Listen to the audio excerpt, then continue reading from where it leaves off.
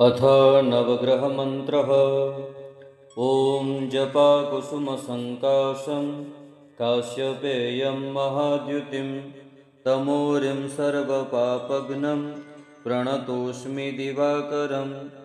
दधे शङ्खं तुषाराभं शिरोदार्णवसम्भवं नमामि शशिनं सोमं शम्भोर्मुकुटभूषणं।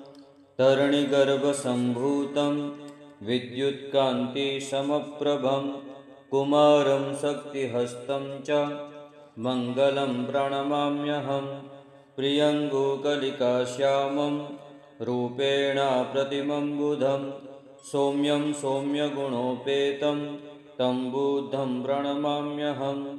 देवानां च ऋषीणां च गुरुकाञ्चनसन्निभं बुद्धिभूतं त्रिलोकेशं तं नमामि बृहस्पतिं। हेमकुन्दं मृडालाभं दैत्यानां परमं गुरुं सर्वशास्त्रप्रवक्तारं भार्गवं प्रणमाम्यहं। नीलाञ्जनसमाभासं रविपुत्रं यमाग्रजं छायामार्तण्डसम्भूतं तं नमामि शनैश्चरम्। अर्धकायं महावीर्यं चन्द्रादित्यविमर्दनं सिंहिकागर्भसम्भूतं तं राहुं प्रणमाम्यहं। पलाशपुष्पसङ्काशं तारकाग्रहमस्तकं रुद्रं रुद्रात्मकं घोरं तं केतुं प्रणमाम्यहम्।